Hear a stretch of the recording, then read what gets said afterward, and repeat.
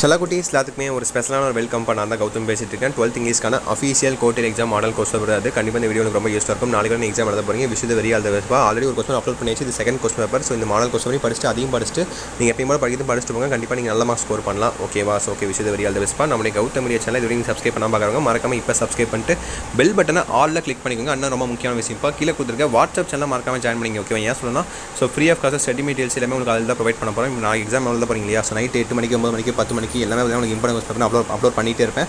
So மறக்காம அதில் join பண்ணி வச்சுக்கோங்க. கீழே டிஸ்கிரிப்ஷன் கமெண்ட் பாக்ஸ்லேயே லிங்க்ஸ் இருக்குது உங்களுக்கு. ஓகேவா? ஸோ ஓகேப்பா, வீடியோக்குள்ள போயிடலாமா? டக்குன்னு போயிடலாம். ஏன்னா நீங்கள் படிக்க வேண்டிய டைம்னா உங்களுக்கு இருக்கு இல்லையா? ஸோ நீங்கள் படிங்க, அப்லோட் பண்ணிட்டு டக்குன்னு முடிச்சிடலாம், வீடியோ முடிச்சிடலாம். ஓகேவா? ஸோ பாருங்கள், 1 மார்க் தான் ரொம்ப முக்கியமானது. அது கொஸ்டின் அப்லோட் பண்ணுறேன். ரொம்ப இம்பார்ட்டன்ட் கொஸ்டின் பேப்பர் இது, கவர்மெண்ட் கொஸ்டின் பேப்பர். ஓகேவா? ஸோ பாருங்கள், 3 synonyms 3 antonyms, expansion, replace the underlined word with suitable phrasal verb, அப்புறம் plural form, singular form, idioms இந்த மாதிரிலாம் கேட்டிருக்காங்க. அப்படியே பாருங்கள்.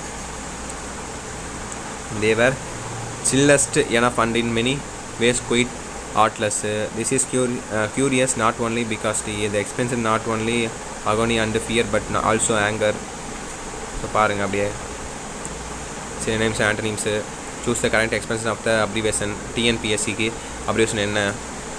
Replace the underlined word, suitable phrasal verb, plural verb, underline the suitable meaning, preposition, approximate question tag, dissyllabify, compound word, suitable prefix, right definition for the term, below pili கேக்குறாங்க.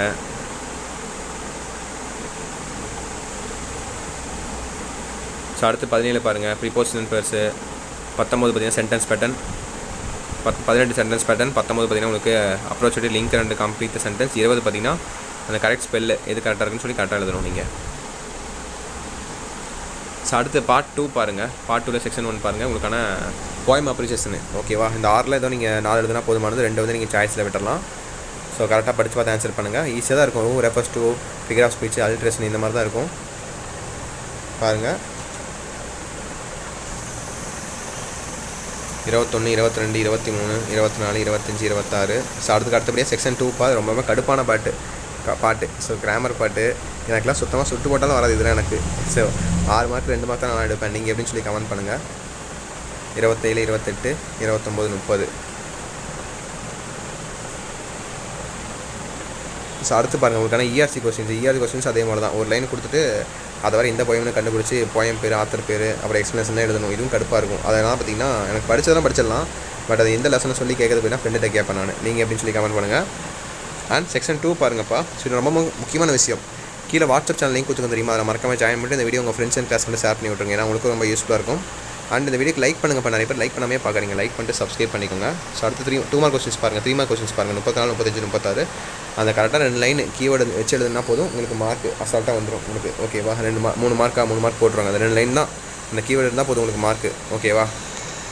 அடுத்து section 3 பாருங்கள், உங்களுக்கு 3 mark questions. இதை பொறுத்த வரைக்கும் பார்த்தீங்கன்னா describe the process making of tea coffee தான் எல்லா கொஸ்டின்லையும் ரிப்பீட் தான் கேட்டு இருக்காங்க. ஸோ கைடில் பார்த்தீங்கன்னா பின்பக்கமே இருக்கும். ஓகேவா? அது அப்படியே நீங்கள் பார்த்துட்டு போய் எழுதிருங்க. காப்பி பேஸ்ட் பண்ணிடுங்க. உங்களுக்கு 3 மார்க் அசால்ட்டாக வந்துடும்.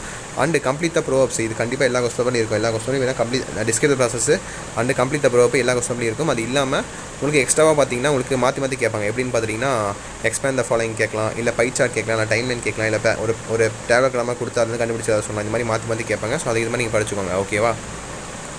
அடுத்து கடைசியில் நான் பண்ணுறேன் உங்களுக்கான 5 மார்க் கொஸ்டின்ஸ்ப்பா. எதிராக சாய்ஸ் எழுதணும் நீங்கள். ஓகேவா? ப்ரோஸு, போயமு, சப்ளிமெண்ட்ரி ஃபஸ்ட்டு 3மே 41, 42, 43 5 மார்க்ஸு.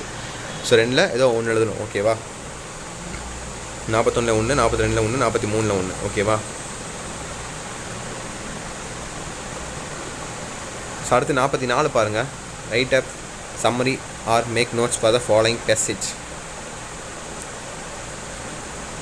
இந்த ஈஸியாக எழுதிடுவீங்க. நோட் பண்ணிங்க. ரஃப் டிராஃப்ட், ஃபேர் டிராஃப்ட் ஈஸியாக எழுதிடுவீங்க.